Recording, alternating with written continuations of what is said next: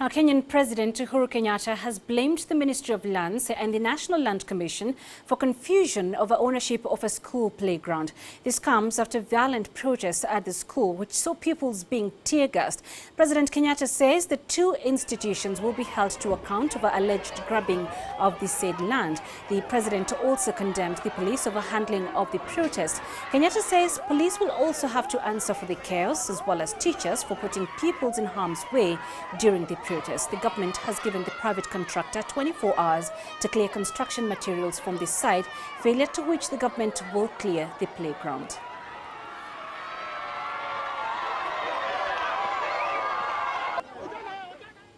All right, so to discuss this further, we're now joined in studio by Chege. She's the director of Childline Kenya, and we also have Makau, who is a security analyst. Thank you, both of you, for joining us. Mercy, let me begin with you. What's your opinion of the way police handled the situation at the school?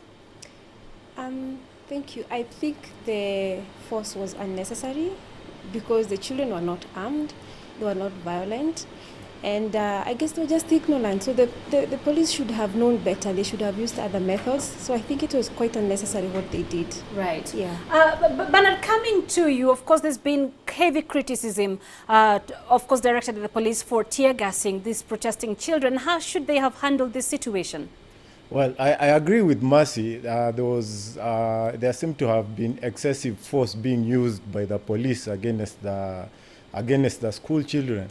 I think a responsible police officer, instead of posting riot-clad police officers to the site, should have possibly gone in advance, well in advance, to the school and ensured that the children will remain under close supervision of their teachers. Maybe have some agreement with them.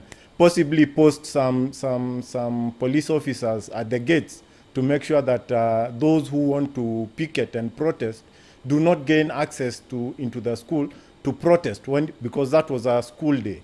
Then possibly they should have also agreed with the protesters, because this protest was announced well in advance.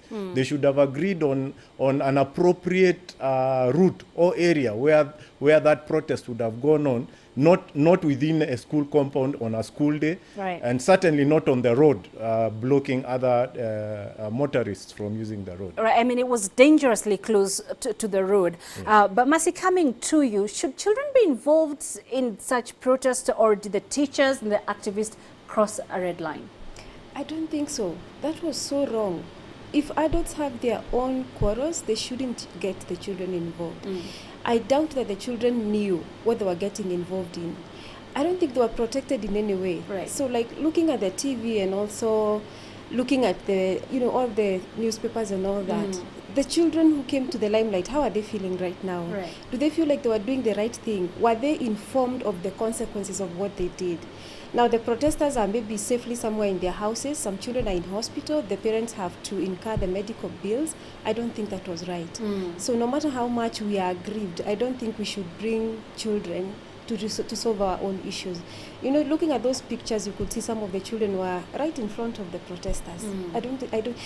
For me, when I saw it, I thought it's like using a child as a human shield when there is crossfire. So right, you bring them here so that the police do not see you, but they see the children and they can back off. Right. I think that is wrong. Right. Ben, let me come to you. President Uhuru Kenyatta says police should not have been involved in the playground issue. So does this mean the officers were wrongfully deployed? And if so, who then takes the blame? Well, I don't think it actually meant that they were wrongly deployed. Without wanting to take words from his own mouth, he probably might have meant the action that the police took there was not the right action for them to have taken. But then police have a duty to maintain law and order. So and this was a likely area where maybe law and order would have broken down, because the protesters had said they would be pushing down the walls anyway.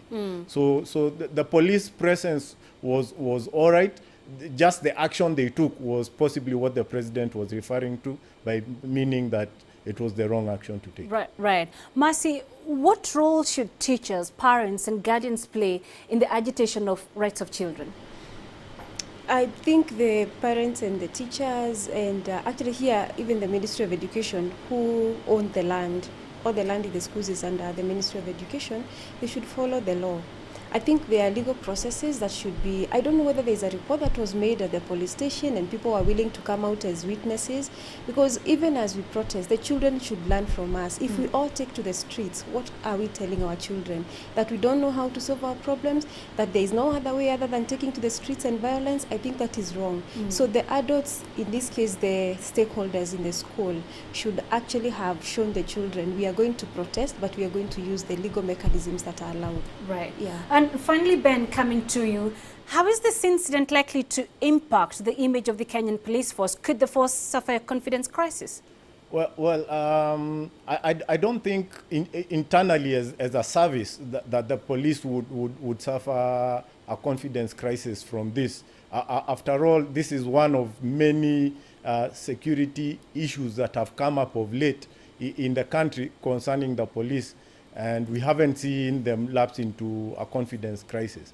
That having been said, internationally, we've seen international media covering this quite extensively. I think there will be a lot of damage, image-wise at least, to the country for having maybe what might be seen as an unprofessional police force.